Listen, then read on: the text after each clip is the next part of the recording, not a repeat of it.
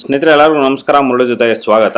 ನೋಡಿ, ಇವತ್ತು ಕೆಫೆ ಉತ್ಕಲಿಕದಲ್ಲಿ ಬದನೆಕಾಯಿ ಮತ್ತೆ ಆಲೂಗಡ್ಡೆ ಹಾಕ್ಬಿಟ್ಟು ಈಗ ಪಲ್ಯ ಮಾಡ್ತಾ ಇದಾರೆ, ಮತ್ತೆ ಮೊಸರು ಬಜ್ಜಿ ಮಾಡ್ತಾ ಇದಾರೆ. ಈಗ ಬನ್ನಿ ನೋಡೋಣ ಇವರು ಎರಡು ಮೊಸರು ಬಜ್ಜಿ ಮತ್ತೆ ಆಲೂಗಡ್ಡೆ ಮತ್ತೆ ಬದನೆಕಾಯಿ ಪಲ್ಯ ಇವರು ಯಾವ ರೀತಿ ಮಾಡ್ತಾರೆ ಅಂತ ಬಿಟ್ಟು ತೋರಿಸ್ಕೊಡ್ತಾರೆ. ಬದನೆಕಾಯಿ ಆಲೂಗಡ್ಡೆ ಫ್ರೈ ಮಾಡೋದಕ್ಕೆ ನೋಡಿ ಈ ತರ ಇವರು ಬದನೆಕಾಯಿನ ಕಟ್ ಮಾಡ್ಕೊತಾ ಇದ್ದಾರೆ. ಈ ತರ ಉದ್ದುದ್ದಕ್ಕೆ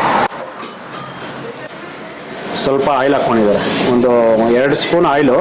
ಮತ್ತೆ ಈಗ ಸಾಸಿವೆ ಹಾಕ್ಕೊತಾ ಇದ್ದಾರೆ, ಒಂದು ಅರ್ಧ ಟೀ ಸ್ಪೂನ್ ಸಾಸಿವೆ. ಸಾಸಿವೆ ಸಿಡಿದ ನಂತರ ಈಗ ಹಸಿಮೆಣಸಿನ್ಕಾಯಿ ಹಾಕ್ಕೊಂಡಿದ್ದಾರೆ. ಹಸಿಮೆಣಸಿನ್ಕಾಯಿ 5 ಹಸಿಮೆಣಸಿನ್ಕಾಯಿ ಹಾಕ್ಕೊಂಡಿದ್ದಾರೆ. ಮತ್ತೆ ನೋಡಿ ಸುಳಿದಿರೋ ಬೆಳ್ಳುಳ್ಳಿ, ನೋಡಿ ಇದು ಒಂದು 15ರಿಂದ 20 ಬೆಳ್ಳುಳ್ಳಿ. ಅದರಲ್ಲೇ ಕರಿಬೇವು ಸೊಪ್ಪು, ಸ್ವಲ್ಪ ಒಂದು ಇಡೀ ಕರಿಬೇವು ಸೊಪ್ಪು. ಅದರಲ್ಲಿ ಈಗ ಬದನೆಕಾಯಿ ಹಾಕ್ಕೊಂಡಿದ್ದಾರೆ.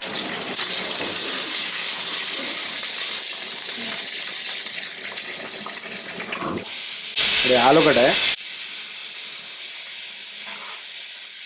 ಇದು ಆಲೂಗಡ್ಡೆನೂ ಅಷ್ಟೇ ಬದನೆಕಾಯಿ ಯಾವ ಥರ ಕುಯ್ಕೊಂಡಿದ್ದಾರೋ ಉದ್ದುದ್ದಕ್ಕೆ ಅದೇ ಥರ ಇದನ್ನು ಕುಯ್ಕೊಂಡಿದ್ದಾರೆ. ನೋಡಿ ಇದನ್ನ ಲೈಟಾಗಿ ಫ್ರೈ ಆಗಿದ ನಂತರ 1 ಟೀ ಸ್ಪೂನು ಪುಡಿ ಉಪ್ಪು ಹಾಕ್ಕೊತಾ ಇದ್ದಾರೆ. ನೋಡಿ ಅದರಲ್ಲೇ ಅರಿಶಿನ ಪುಡಿ, ಒಂದು ಅರ್ಧ ಟೀ ಸ್ಪೂನ್ ಅರಿಶಿನ ಪುಡಿ.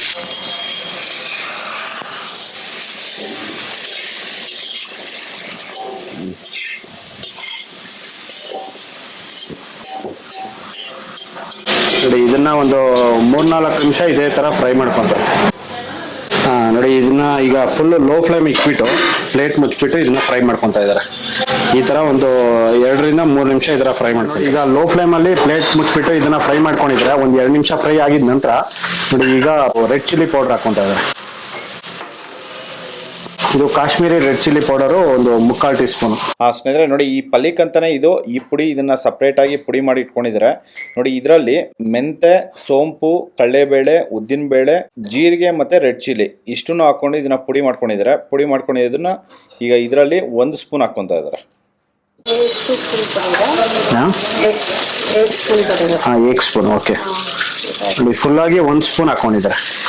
ನೋಡಿ ವಿತೌಟ್ ಆಯಿಲ್ ಅಲ್ಲಿ ಬೇಳೆಗಳನ್ನೆಲ್ಲಾನು ಫ್ರೈ ಮಾಡ್ಕೊಂತಾರೆ. ಫ್ರೈ ಮಾಡ್ಕೊಂಡಿದ ನಂತರ ಈ ತರ ಪುಡಿ ಮಾಡಿ ಈ ತರ ಹಾಕೊಂತಾರೆ ಅವರು.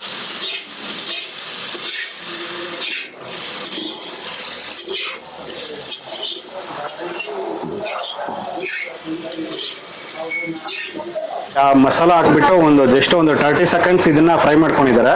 ಫ್ರೈ ಮಾಡ್ಕೊಂಡಿದ ನಂತರ ತೆಗಿತಾ ಇದ್ದಾರೆ. ನೋಡಿ ಇದು ರೆಡಿ ಆಗಿದೆ.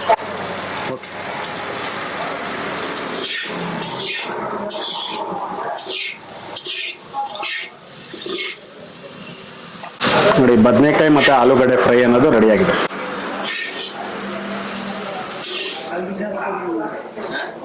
ಇದು ಲಂಚ್ಗೆ ರೈಸ್ ಜೊತೆಯಲ್ಲಿ ಕೊಡುವಂಥದ್ದು.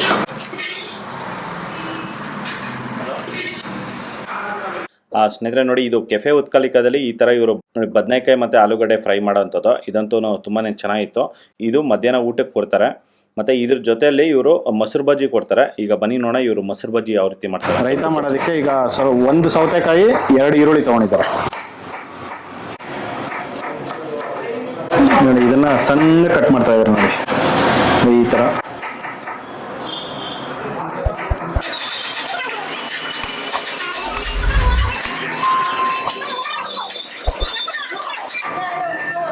ಒಂದು ಸೌತೆಕಾಯಿನ 3 ಪೀಸ್ ಮಾಡ್ಕೊಂಡಿದ್ದಾರೆ.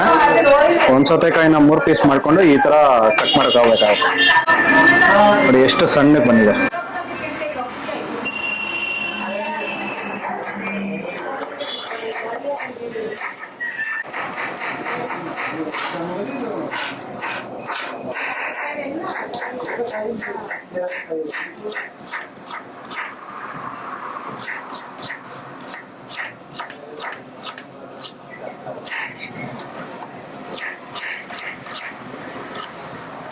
ಈರುಳ್ಳಿ ಕಟ್ ಮಾಡೋದು ಈ ಥರ. ಸುಮಾರು ಜನ ಲಾಸ್ಟ್ ಟೈಮ್ ನನಗೆ ಮೆಸೇಜ್ ಮಾಡಿದರೆ, ಸರ್ ಒಂದು ವೆಜಿಟೇಬಲ್ಸ್ ಕಟ್ ಮಾಡೋದು ಯಾವ ರೀತಿ ಹೇಳ್ಕೊಡಿ ಅಂತ ಬಿಟ್ಟು.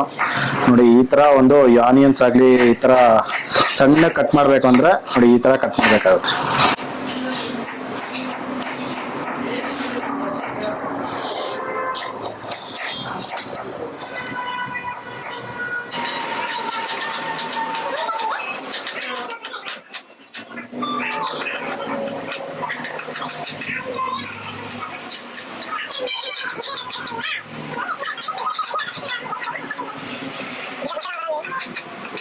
ಈಗ 3 ಚಿಲ್ಲಿ ಹಾಕ್ಕೊಂತ ಇದ್ದಾರೆ ನೋಡಿ, ಅದನ್ನು ಅಷ್ಟೇ ತುಂಬ ಸಣ್ಣ ಕಟ್ ಮಾಡ್ತಾ ಇದ್ದಾರೆ.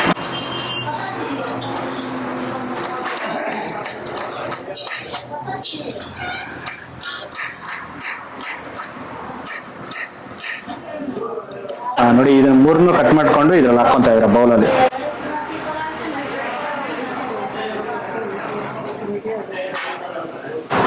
ಈಗ ಮೊಸರು ಹಾಕ್ಕೊಂತ ಇದ್ದಾರೆ.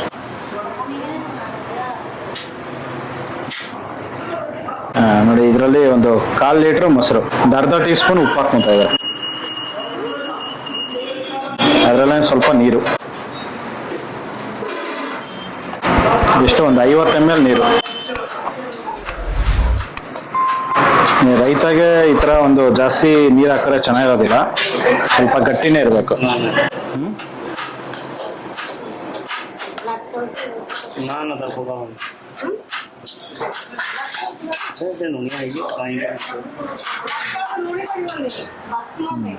ರೆಡಿಯಾ? Ready, very good. ನೋಡಿ, ಮೊಸರು ಬಜ್ಜಿ ರೆಡಿ ಆಗಿದೆ, ರೈತ ರೆಡಿ.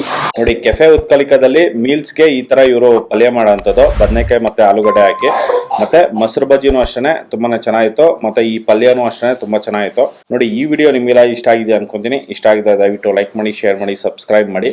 ಮುಂದಿನ ವಿಡಿಯೋದಲ್ಲಿ ಸಿಗ್ತೀನಿ. Thank you, bye by.